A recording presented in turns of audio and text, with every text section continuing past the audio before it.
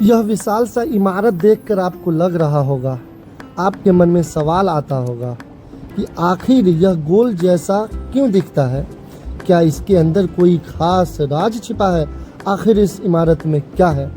अगर आपके मन में भी ऐसा सवाल आता है तो इस ब्लॉग में बने रहिए। मैं आपको दिखाऊंगा अंदर का पूरा नज़ारा कि अंदर कैसे शो चलता है। ये है दरभंगा तारामंडल। आप देख रहे हैं आखिरुज्जमा ब्लॉग चैनल और मैं हूं शम्स आखिरुज्जमा। आज हम पहुंचे हैं बिहार के दरभंगा शहर में स्थित मशहूर तारामंडल के बाहर और मेरे सामने जो आपको दिख रहा होगा ये तारामंडल का कैंपस है। ये बड़ा सा इमारत दिखाई दे रहा है। इसे देखकर बहुत सारे लोगों के मन में सवाल आता है कि आखिर यह गोल घर जैसा क्यों दिखता है। क्या इसके अंदर कोई खास राज छिपा है? आखिर इस इमारत के अंदर होता क्या है? अगर आपके मन में भी कभी ऐसा सवाल आए हैं तो आज का यह ब्लॉग आखिर तक जरूर देखिए, क्योंकि इस वीडियो में हम आपको इसके अंदर की पूरी दुनिया दिखाने वाले हैं। ये तो अलाउ नहीं है रिकॉर्डिंग करना, लेकिन मैं कर लिया हूँ आप लोगों के लिए। दरभंगा का तारामंडल सिर्फ एक खूबसूरत इमारत नहीं, बल्कि यह विज्ञान और अंतरिक्ष की रोमांचक दुनिया से लोगों को जोड़ने का एक शानदार माध्यम है। यहाँ आने वाले लोग ब्रह्मांड, ग्रहों, तारों और आकाश गंगाओं के बारे में बेहद रोचक तरीके से जानकारी प्राप्त करते हैं। बाहर से देखने पर यह इमारत एक साधारण गोल गुंबद जैसी लग सकती है, लेकिन इसके अंदर प्रवेश करते ही आपको ऐसा अनुभव होगा जैसे आप धरती से निकलकर अंतरिक्ष की यात्रा पर पहुंच गए हो। आज के इस ब्लॉग में हम आपको दिखाएंगे कि तारामंडल के अंदर क्या होता है, वहां का शो कैसा होता है, टिकट की जानकारी, अंदर का पूरा माहौल और क्या यहाँ घूमना वाकई आपके समय और पैसे के लायक है। तो वीडियो को अंत तक जरूर देखिए, क्योंकि अब हम चल रहे हैं तारामंडल के अंदर। यहाँ शुरू होने वाली है अंतरिक्ष की एक रोमांचक और ज्ञानवर्धक यात्रा। चलिए बिना किसी देरी के शुरू करते हैं आज का यह ब्लॉग।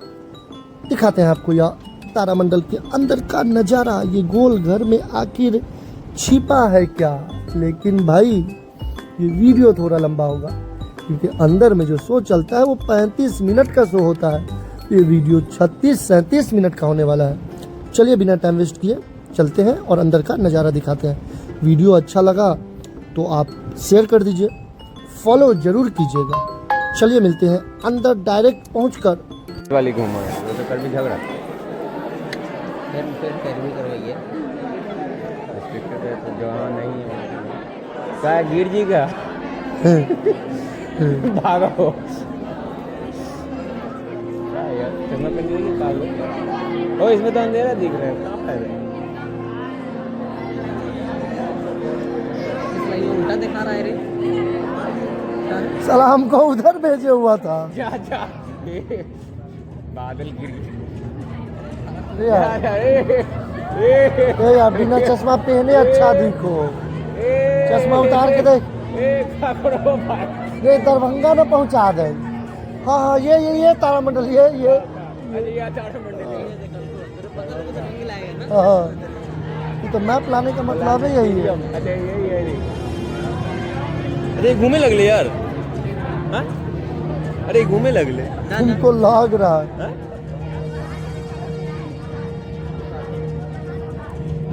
नमस्कार। तारामंडल में आपका स्वागत है। उतार के देखना। चश्मा नहीं पहनेंगे तो कोई दिक्कत है? अंधेरा दिख रहा है, इसमें साफ नहीं दिखता है। दे दिए ना, 3000 फालतू का लगेगा।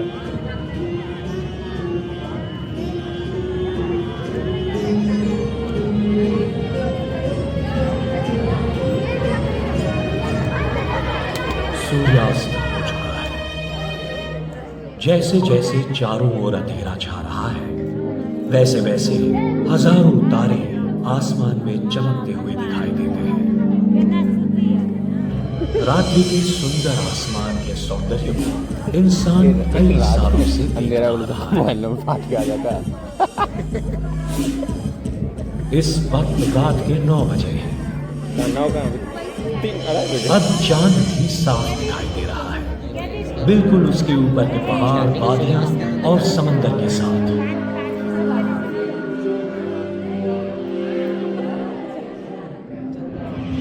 उस चक्र के अंदर के उन तारों की ओर देखो। इस चक्र को शीत वृत्त के नाम से पहचाना जाता है। यहां देखिए, यह है वृषभ नक्षत्र या वृषभ राशि। पास ही में दिखाई देता है ओरायन यानी मृगशीर्ष, शिकारी या महाव्याध नक्षत्र। पास ही में उसका भरोसेमंद शिकारी साथी कैनिस मेजर यानी बृहलुब्धक, इसे श्वान भी कहते हैं। और वहां जो दिख रही है वो है मेष राशि। बृहलुब्धक के पास ही है कैनिस माइनर यानी कि छोटा श्वान। थोड़ी सी कल्पना शक्ति लगाकर अगर हम इन कंकालों में हाड़ मांस भर के देखें तो हमें ये संपूर्ण भाग प्राणी या योद्धाओं से भरा लगने लगेगा।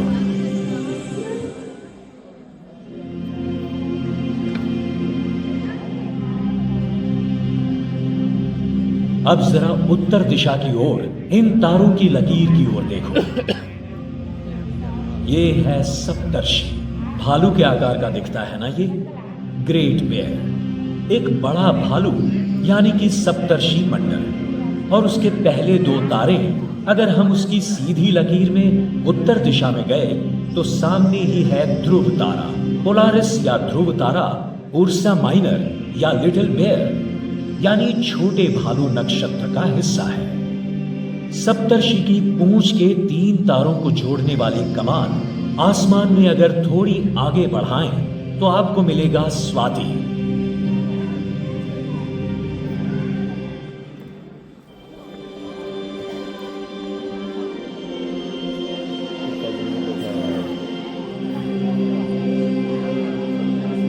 आर्कटूरस या स्वाति नक्षत्र में समाविष्ट है बूटेस या भूतक का तारापुंज।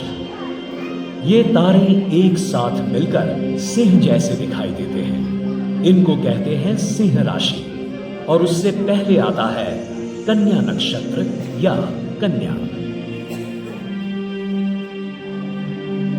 कन्या नक्षत्र में चमकने वाली वो शानदार चीज देखी? वो एक तारा नहीं है, वो एक ग्रह है, शनि।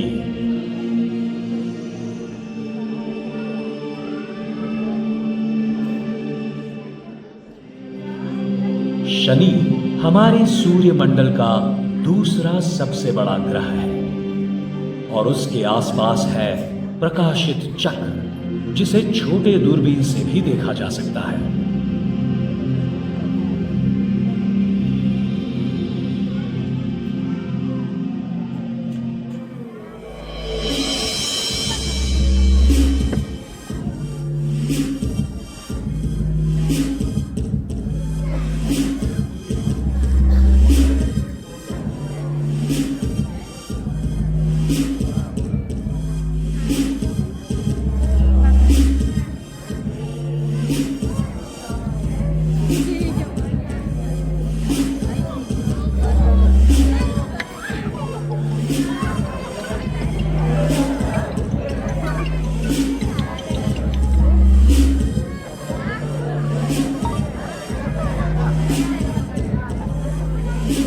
वॉयेजर अंतरिक्ष यान ने ये ढूंढ निकाला है कि ये प्रकाशित चक्र इस ग्रह के आसपास फिरने वाले बर्फ के छोटे छोटे टुकड़े, पत्थर और धूल से बना है।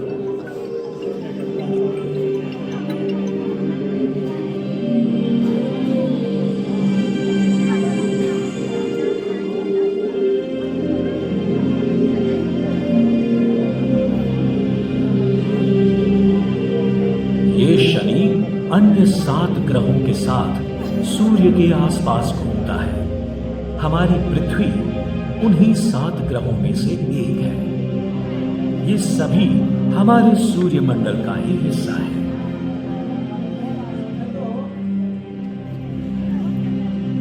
हम आशा करते हैं कि आप अपने रोजमर्रा के व्यस्त जीवन में से थोड़ा सा वक्त निकालकर आकाश का निरीक्षण करेंगे। और आज हमने जिन नक्षत्रों की सुंदर आकृतियां देखी, जिनसे हमारी पहचान हुई, उन्हें ढूंढने की कोशिश करेंगे।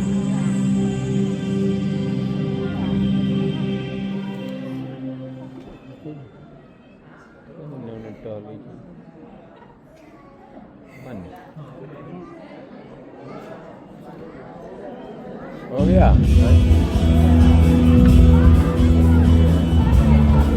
डायनासोर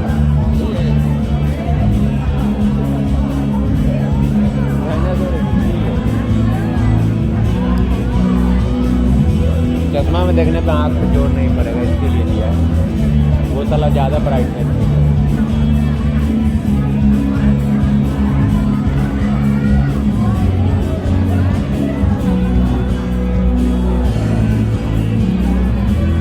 ये सारा मंडल तो बादल लो यार, फ्लाइट में कैसे दिखता रहे ना।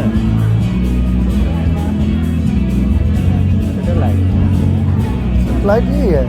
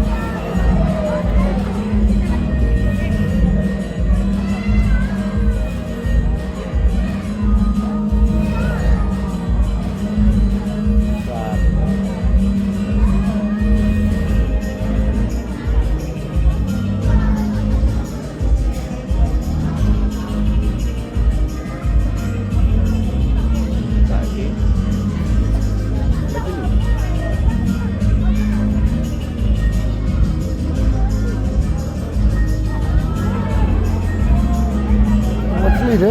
मछली। कौन मछली? कार। लिखना चाहिए ना। बताएगा ना।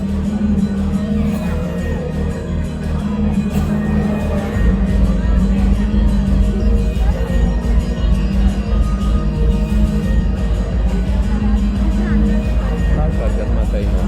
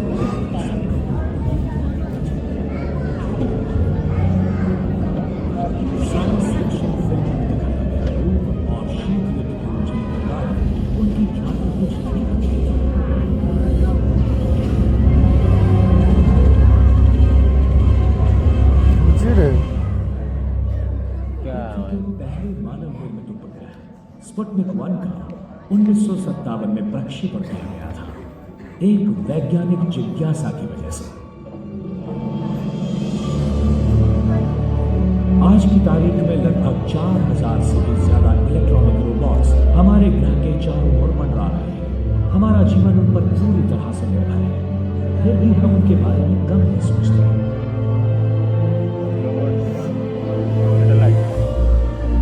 साइंस फिक्शन के रोबोट से काफी अलग दिखने वाले, सख्त ढांचे और अद्भुत चेतनाओं से सज्ज इन लोगों ने सबसे खतरनाक दूर स्थित मनोहारी जगहों को ढूंढ निकालने में हमारी मदद की है।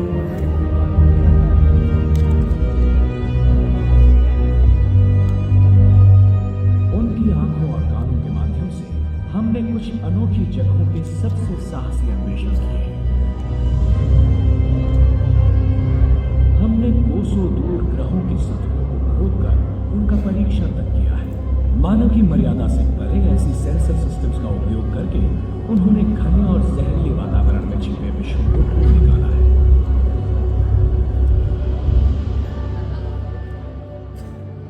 और कुछ जो कई सदियों से अंतर्ग्रही अवकाश के भयप्रद विकिरण क्षेत्रों से सफर कर रहे थे, उन्होंने हमारे सौर मंडल के सबसे दूर तक के वैश्विक रहस्यों को उजागर किया। हम मानव जहां जाने का साहस नहीं करते, वहां रोबोट्स बेखौफ चले जाते हैं।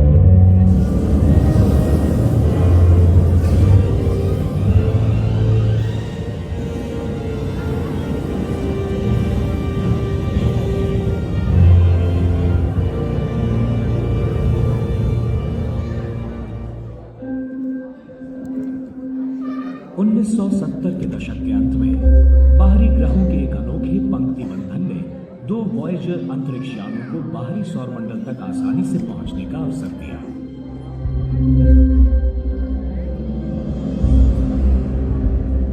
हमेशा महाकाय ग्रहों का भ्रमण करने वाले छोटे विश्व प्रभावित कर जाते हैं, जैसे ये मिरांडा, यूरेनस का 480 किलोमीटर की लंबाई वाला चांद। जब भूभाग का एक बड़ा शिलाखंड सतह से ऊपर उठकर वहीं पर जम गया, तब ये 5 किलोमीटर ऊंची दीवार का निर्माण हुआ। एक छोटे विश्व के लिए ये महाकाय है। पृथ्वी की तुलना में ये चट्टान 470 किलोमीटर ऊंची होगी।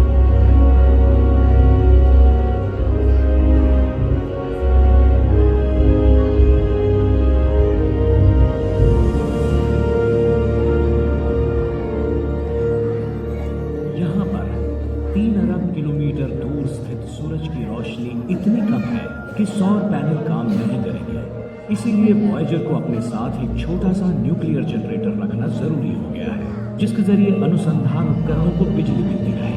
इस डिश एंटेना की दाहिनी तरफ जो गठिला सिलेंडर दिख रहा है, ये वही है। एक लंबे पुलिंदे में मैग्नेटोमीटर था, जिसे यान के इलेक्ट्रॉनिक्स से दूर रखना जरूरी था। कई कैमरे और सेंसर्स का एक गतिशील समूह इस विशाल रोबोट की आंखें और कान थे। अन्य ग्रहों पर हुई यशस्वी यात्राओं से प्रोत्साहित होकर वॉयेजर 2 के उड़ान का समय 30 से मात्र 12 वर्ष किया गया।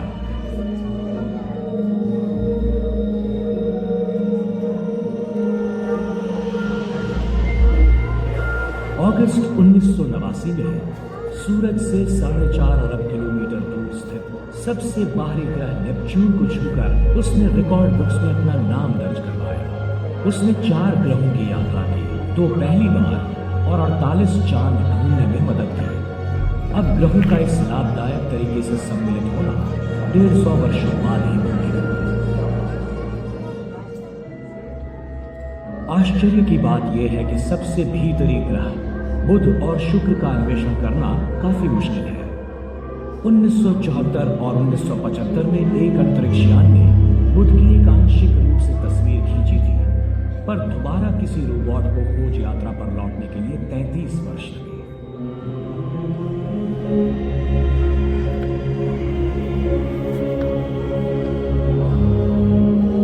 ये है मैसेंजर।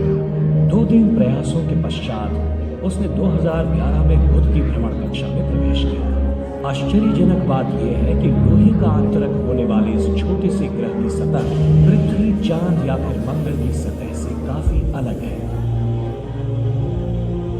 मैसेंजर उत्तरी ध्रुव के करीब पाए गए कुछ अजीब मिश्रणों को भी इकट्ठा कर रहा है। कुछ शोधकर्ताओं का मानना है कि ये दरअसल पानी से जमी बर्फ होगी, पर अब तक इस बात की पुष्टि करने वाला सबूत नहीं मिला है। शुक्र पर बर्फ को किसी भी स्वरूप में पाना नामुमकिन है, क्योंकि इसकी सतह इतनी गर्म है कि उस पर सीसा भी पिघल सकता है। सिर्फ चंद सोवियत वेनेरा यान, जो हथियारबंद टैंक्स की तरह बनाए गए थे, शुक्र पर सीधी तरह से उतर सके हैं। उनसे मिली छवियों की मदद से हमने उस ज्वालामुखी ग्रस्त चट्टानों से भरे भूखंड का विस्तृत चित्र निर्माण किया है। यहाँ पर कार्बन डाइऑक्साइड से भरा वायुमंडल है, जो पृथ्वी से 90% घना है। यहाँ पर कोई भी अरक्षित मानव बुरी तरह से जलकर भुन जाएगा। अब ऐसा दुख भरा स्वागत भला किसे चाहिए हो? भ्रमण करने वाले कई यानों के रडार के माध्यम से हमें ग्रह की सतह की जानकारी मिली है। इनमें एक है मैगेल्लन, जो वॉयेजर, गैलीलियो और मैरिनर 9 मिशंस के बचे हुए भागों से बनाया गया था। ये इस सतह की वैज्ञानिक सुनिश्चितता से किया गया पुनर्निर्माण है, जहां पर तीव्र ज्वालामुखी विस्फोटक गतिविधियों के पैसा कारण डुबा हुआ है, सुनता है रे। निरंतर बदलाव होते रहते हैं।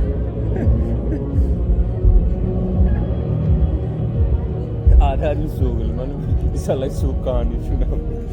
शुक्र आकार में पृथ्वी से दुगना है, पर इसका घना कार्बन डाइऑक्साइड वायुमंडल, सल्फ्यूरिक एसिड से भरे बादल और भट्टी जैसा तापमान हमें यही जताता है कि भविष्य में कोई भी मानव या रोबोट्स इस पर सबसे आखिर में जाना ही पसंद करेंगे।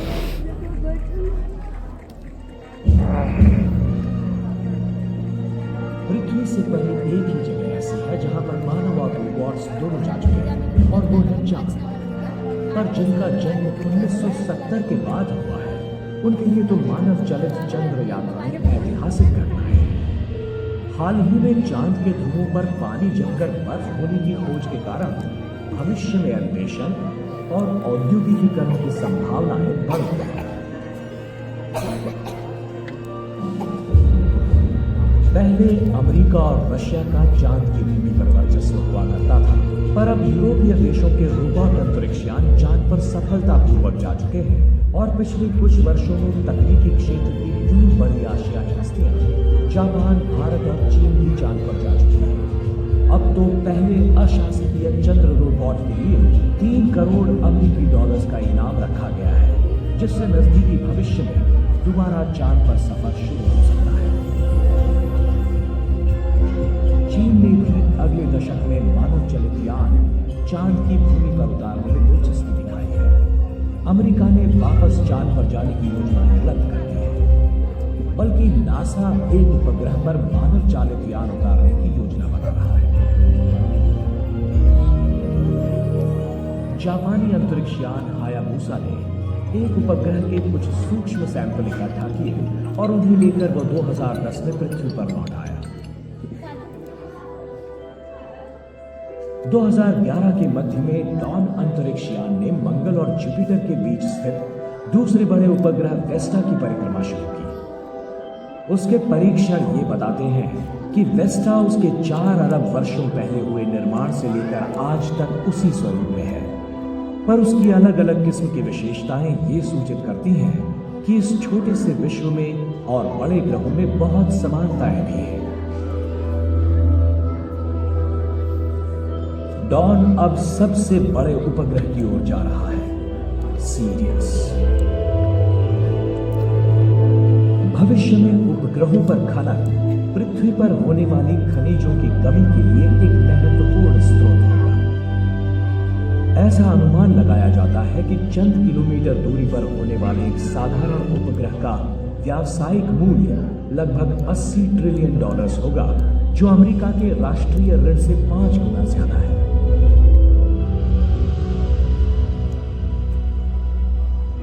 उपग्रहों से मिलते जुलते पर थोड़े से अलग होते हैं धूमकेतु। वो ज्यादा वाष्पशील होते हैं और सूरज की गर्मी के कारण बड़ी मात्रा में वायु और धूल का उत्सर्जन करते हैं। सबसे प्रसिद्ध है धूमकेतु हैरी, जिसकी छोटी सी परिक्रमा उसे 76 वर्षों में एक बार सूरज के नजदीक लाती है।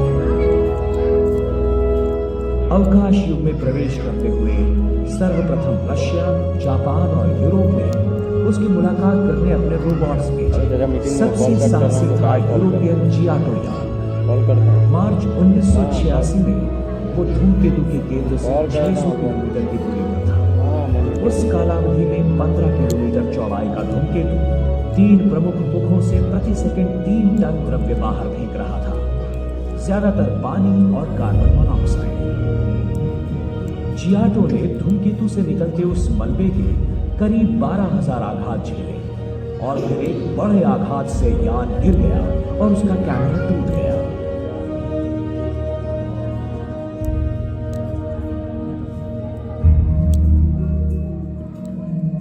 तब से लेकर आज तक कई अंतरिक्षयान बड़ी सतर्कता से कम सक्रिय धूमकेतुओं का सफर कर चुके हैं। धूमकेतु की धूल जमा करने में वे कामयाब हो गए हैं और द्रव्य को बाहर निकालने के लिए कुछ तो जानबूझकर उनसे टकराते हैं।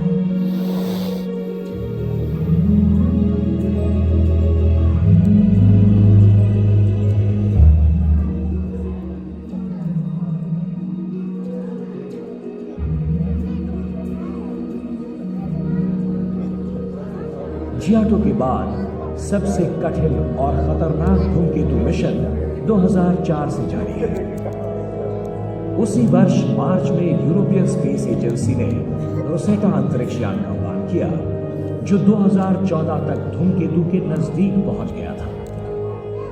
खुशी की बात यह है कि रोसेटा अपने साथ एक छोटा रोबोट अन्वेषक फिले ले जा रहा है, जिसके धूमकेतु के केंद्र पर जल्द ही उतरने की उम्मीद है।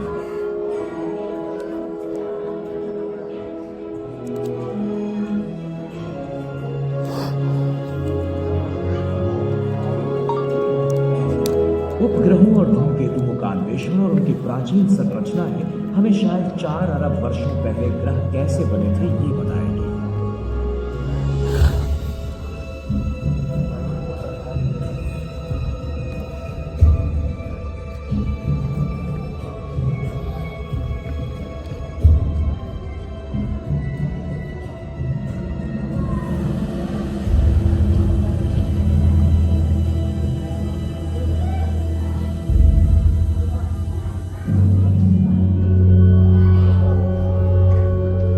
अन्य ग्रहों की तुलना में मंगल की खोज में निकले बहुत से रोबोट्स नष्ट हो चुके हैं। इस मामले में रूसी सबसे ज्यादा दुर्भाग्यशाली है। 2011 में उनका सबसे अत्याधुनिक मंगलीय रोबोट पृथ्वी की परिक्रमा भी पार न कर सका। मंगल के चांद फोबास की सतह पर उतरने के लिए उसकी संरचना की गई थी। ये जगह मानव चलित मिशन के लिए योग्य माने गए हैं।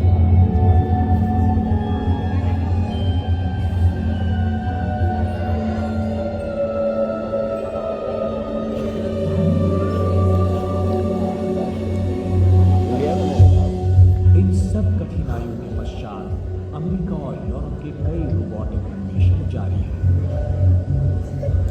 2012 में अमेरिका ने उसका सबसे बड़ा और सबसे अत्याधुनिक रोवर क्यूरियोसिटी मंगल पर उतारा और मंगल के अन्वेषण के एक नए अध्याय की शुरुआत की, जो शायद पहले मानव चलित मंगल अवतरण को प्रोत्साहन देगा।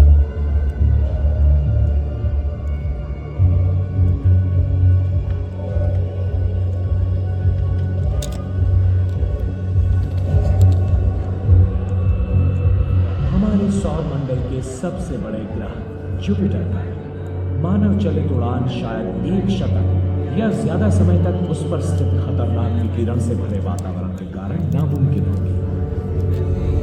रोबोट्स को भी यहाँ पर जीवित रहने के लिए सख्त होने की जरूरत होती है। पृथ्वी की कई सालों तक परिक्रमा करने वाले गैलीलियो अंतरिक्षयान का डेटा कई बार नष्ट हो गया और उसके कुछ हिस्सों में बिजली की रुकावट भी आ गई थी।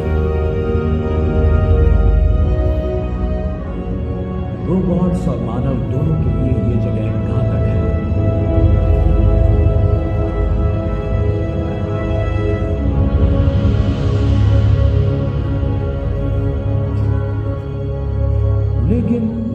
के एक चांद यूरोपा के करीब कहीं पर जीवन के होने की संभावना है। ऐसा माना जाता है कि उसकी बर्फीली सतह के नीचे एक महासागर है जिसका पानी पृथ्वी के सभी महासागरों से भी ज्यादा है। 2020 और 2030 के दौरान यूरोपा रोबोट परिक्रमा का और अवतरण का एक लक्ष्य होगा।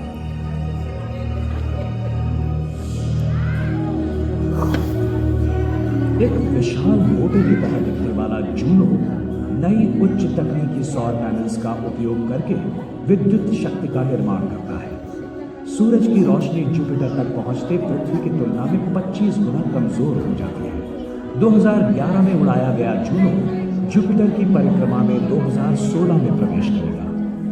इस विशाल ग्रह का निर्माण, उसका वातावरण और पर्यावरण, इनके विषय में हमारी कल्पनाएं जूनो पूरी तरह से बदल देगा, ऐसी अपेक्षा है।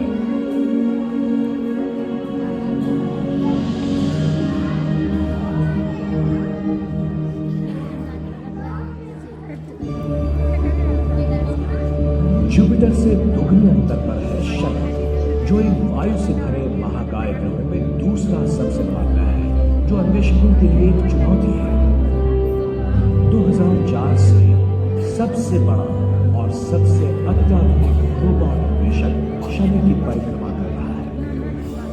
एक मिनी बस के आकार का कसीनी अंतरिक्ष यान इस महाकाय ग्रह का और उसके 60 से ज्यादा चंद्रों का अध्ययन कर रहा है।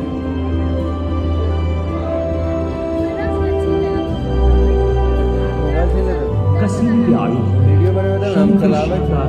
वाला कैसे आश्चर्यजनक रूप से जटिल है और निरंतर बदलती रहती है, इस पर वीडियो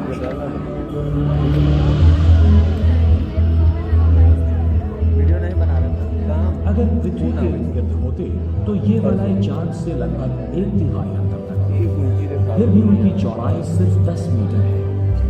बड़े और छोटे चंद्रों के परिणाम स्वरूप ये अरबों छोटे छोटे कणालों का अलग अलग स्थितियों में निरंतर आकार बदलने वीडियो बना रहे हैं ऊपर रखिए। एक चांद इनसेलेटस, जिसकी सतह से बहने वाले पानी के झरने से उड़ने वाले बर्फीले कणों से एक वलय भर रहा है, ऐसा अनुमान है।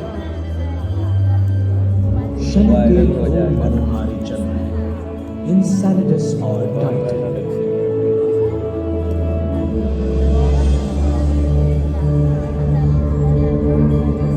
1980 में वॉयेजर 1 ने दूर के ग्रहों को छोड़कर अपना ध्यान टाइटन पर दिया। ये चंद्र बुध ग्रह से भी बड़ा है। वॉयेजर के कैमरा ने यह बताया कि टाइटन की सतह घने वातावरण के पीछे छिपी है, लेकिन अन्य उपकरणों की सहायता से यह पता चला कि यह वातावरण मुख्य रूप से नाइट्रोजन और उसके ऊपर स्थित घने हाइड्रोकार्बन का कोहरा था। इसका मतलब टाइटन 4 अरब वर्ष हिस्ट्री पर आने वाले रहे जैसा ही था, पर अंतर्ग्रहीय बर्फीले वातावरण में जम गया। अरे हिस्ट्री पर आ रहा है का? कसीनी ने इंफ्रारेड और रडार की सहायता से टाइटन के यही दिखाएगा भैया पूरा और उसके साथ एक लैंडर किया। दिसंबर 2005 में यूरोपियन स्पेस एजेंसी का हुइगेन्स यान 2 घंटों तक टाइटन की सतह पर घूम रहा था। कसीनी को जो फोटो उसने भेजी वो चौंका देने वाली हूबहू पृथ्वी के स्वरूप जैसी ही थी, जहां थी नदियां, पर्वत, किनारे। लेकिन ये नदियां मिथेन की थी और पर्वत पत्थर के नहीं बल्कि सख्त बर्फ के बने थे। वॉयगेन्स वहां पर उतरा और वहां से चारों ओर का दृश्य भेजा।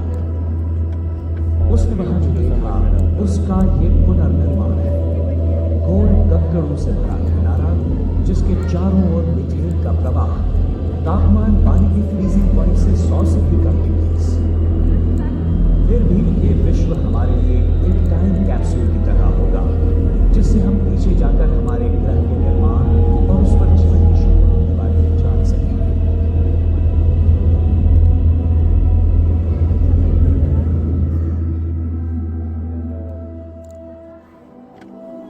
भविष्य में एक और टाइम कैप्सूल हम खोज सकेंगे जब न्यू होराइजन अंतरिक्ष यान प्लूटो और शारोन की ओर उड़ान भरेंगे।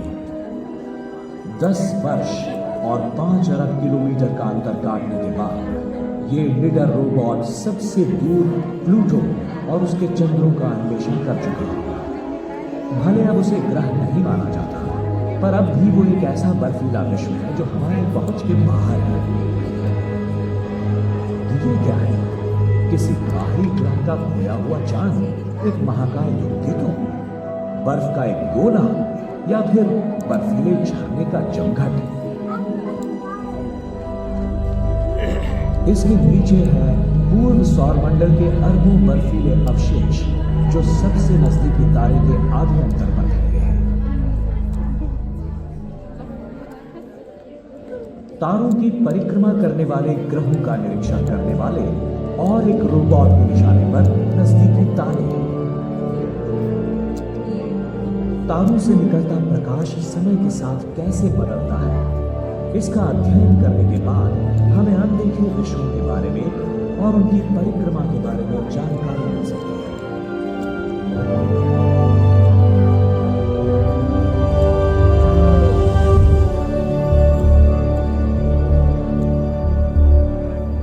ये उन बहुत सारे तरीकों में से एक है जिसके कारण हम हमारे अवकाश में अन्य तारों की परिक्रमा करने वाले ग्रहों को खोज पाए हैं। कुछ एक ग्रहीय मंडल है तो कई बहुत ग्रह वाले हैं, पर वहां पर ढेर सारे ग्रह हैं, विलक्षण विविधता से भरे हैं। यहां जैसे हमारे आधुनिक रोबोट्स अन्य ग्रहीय जीव सृष्टि के संकेत ढूंढ रहे हैं, तो क्या शायद उनके रोबोट अन्वेषक भी हमारे इस छोटे से विश्व को देखते होंगे और अवकाश के रास्ता काटता हुआ दूर से किसी परग्रहीय संस्कृति से, तारों के बीच की गहराई से कोई रोबोटिक राजदूत क्या हमारी ओर आता होगा? खत्म।